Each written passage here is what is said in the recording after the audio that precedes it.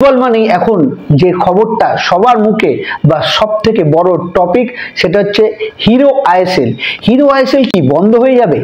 Hero ISL কি 2025-26 আবারও শুরু হতে পারে নাকি স্থগিত থাকবে?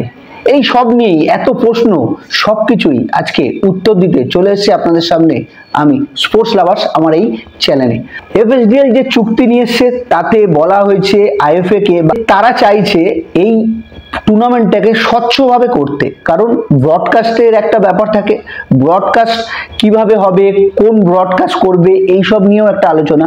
দ্বিতীয় চুক্তি আছে, সেটাতে হচ্ছে আইএফএ বলেছে তাদেরকে 50 কোটি টাকা দিতে হবে, এবং সেই 50 কোটি টাকা কেন নেবে, সেই গ্রাস লেভেল থেকে উন্নতি করার, এইগুলো দেখানোর জন্য। এখনো কিন্তু চুক্তি হয়নি। এই যে চুক্তি, নতুন চুক্তিটা তৈরি হয়েছে, এই সব কিন্তু লাস্টে দেখবে কে? Supreme court.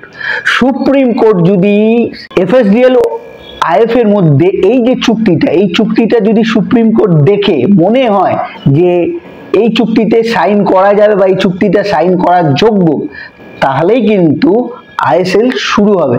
নয়তো কিন্তু আবারও সেই গভীর জলের মধ্যে খুঁজতে হবে আইএসএল শুরু হবে কিনা।